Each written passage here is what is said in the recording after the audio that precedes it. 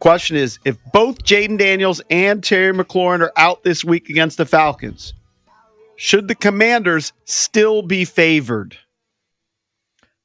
It's a good question. I think because of the way Mariota played against the Raiders and how awful the Falcons looked this past week, I would say yes. I agree with you, Cakes. Not by a lot, but they should be slightly favored. You can call in now at 800-636-1067. I think it was Kurt Warner that I saw on Twitter. He did, he's kind of gotten in the game where he seems to be anti a lot of these guys like Chase Daniel and all these guys who analyze the film from a quarterback's perspective.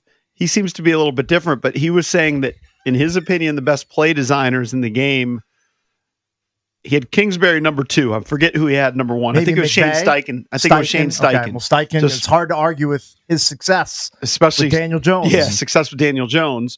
Mariota has looked great. Obviously, it would not be ideal if you don't have Terry. Mariota got Terry involved early and obviously hit him on the big one later in last game. But yes, I think they should still be favored. If you want to call in and give us your opinion, 1-800-636-1067. We don't know if either of them will play, one of them will play, both of them will play, or neither will play, right?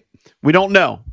But assuming you have no Jaden Daniels and assuming Terry McLaurin doesn't suit up on Sunday, should Washington still be the favorite against Atlanta?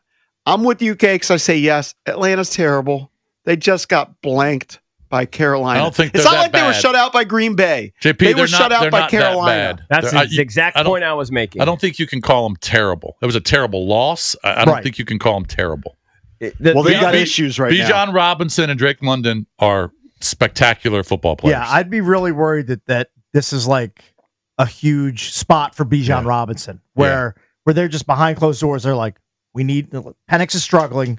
This is where we need our superstar, Bijan, to carry us to a home win. Yeah. Because we desperately need it. Like, I'd be afraid of like Bijan Robinson, like legacy type of game incoming. Like, that's the one scenario where I see the Commanders potentially losing if Robinson is just unstoppable. So that falls on the defense. Can you just limit him as best you can? Limit him to like 85 or 90 total yards and maybe a touchdown. Like, if you do that to Bijan Robinson, you've had a pretty good day. Correct. It's a solid day by your defense. And if you could hold Drake London to 6 or 7 catches for less than 100 yards, you did a great job. Yeah, you're doing awesome. You'll take that every single time.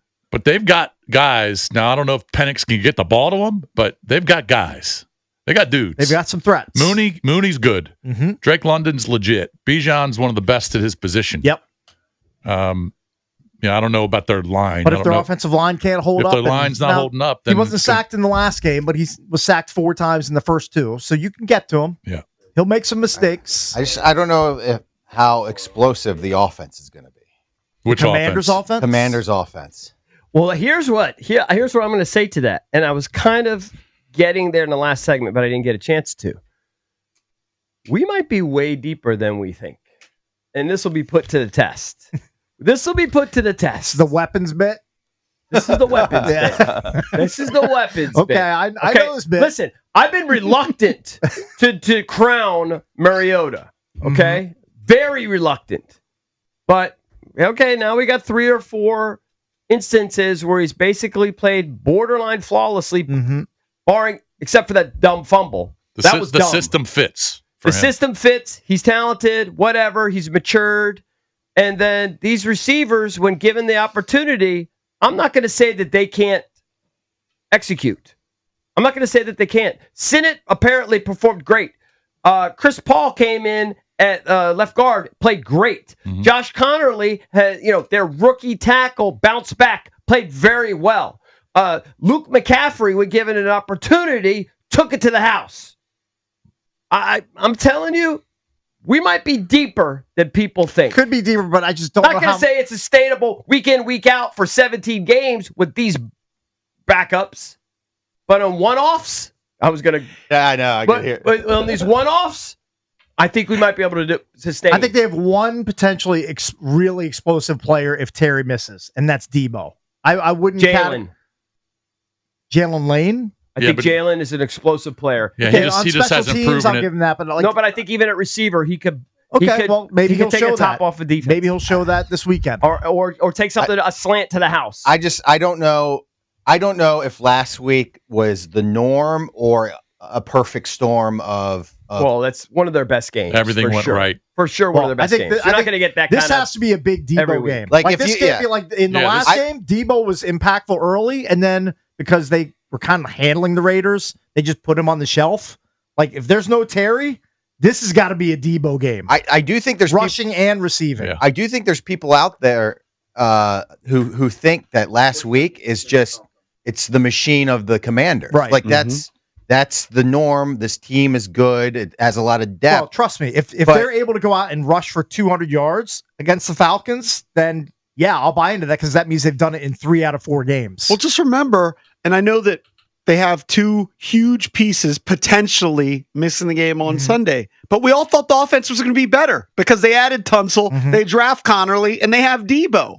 All 3 of those guys will be playing on Sunday. Right. Mm-hmm. Here's what Kurt Warner tweeted.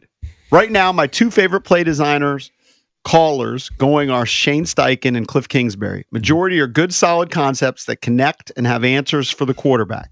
Really enjoy popping on their tape and would like to play for them. On a side note, Marcus Mariota may not be a starter in every system, but he's in the right system in Washington. Mm-hmm. I believe if JD wasn't there, he would be a solid starter in the NFL there. Mm-hmm. Look, that's what a lot of people are saying. Nothing he's done on the field would speak to the contrary of what Kurt Warner's saying. Right. He's been really good when he's been called upon and when they've called his number. And I know he fumbled, and you call it a dumb fumble. I mean, he got popped. Maybe it was dumb because he was kind of hurdling. Effort and just forgetting that ball security is your number one. But we know he's an athletic quarterback. He can run. So all the things that they did with Jane Daniels, they can do with Marcus Mariota. And then if you look at his track record, he's generally a 2 touchdowns to 1 interception guy. You're now preaching to the choir on Mariota. I'm over him. I think he's fine. I'm focused on the other guys, the other backups. Mm-hmm. And the there's other a lot guys of them that playing. I need to step up. I need Luke. I need Jalen Lane to have a bigger role. I need Sinnott to step up as long as Bates is out. Do you think you need to run the football? Do you get That's their for, formula for success. Points for blocking?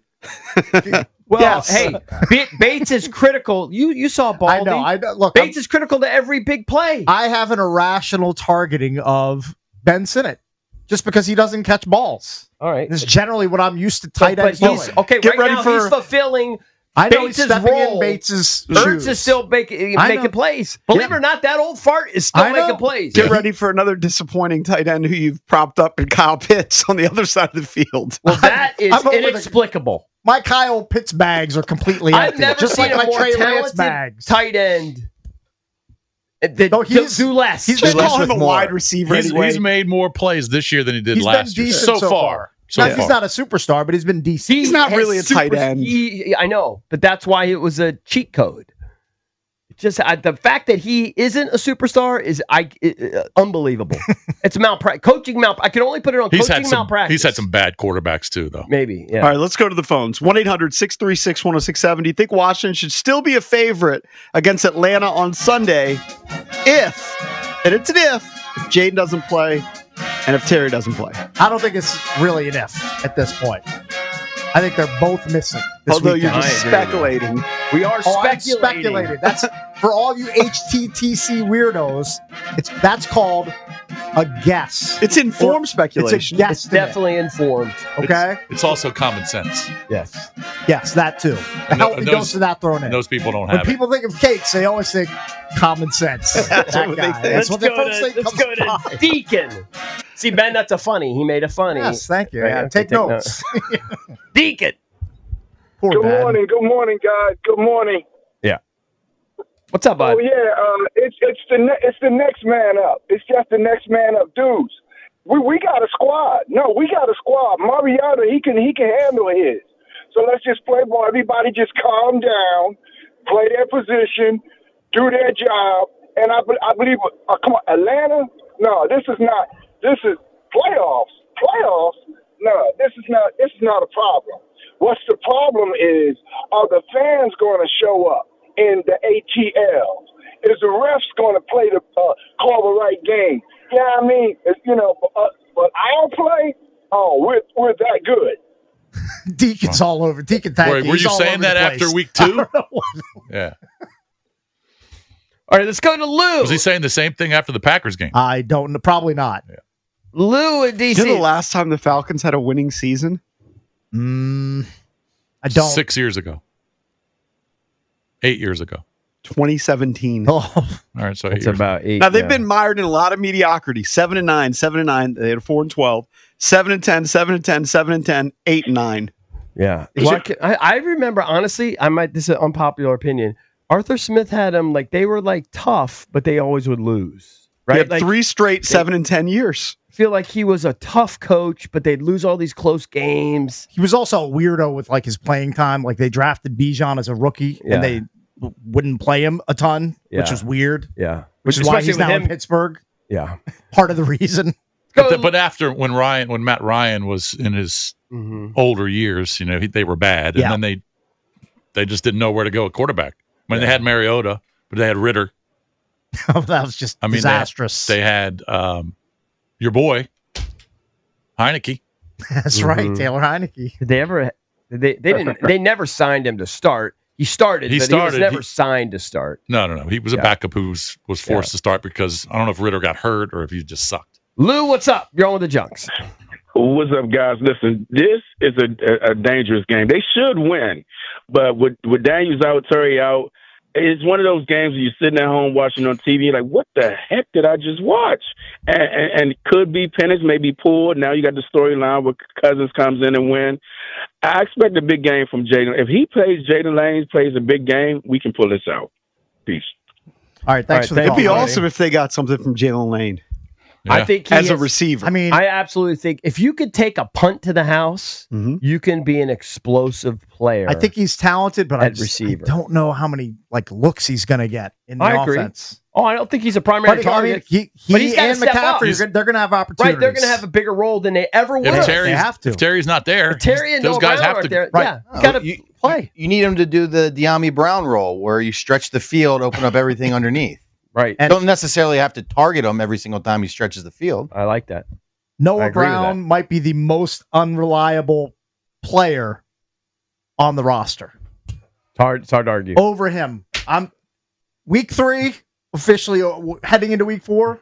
I'll never rely on Noah Brown. You know what? He's kind of down ever again. So he reminds me. It's a different position. Again, it's time for me to retire. He reminds me of Kelvin Bryant. You remember him? Sure, of course. Okay, it's 35 years ago.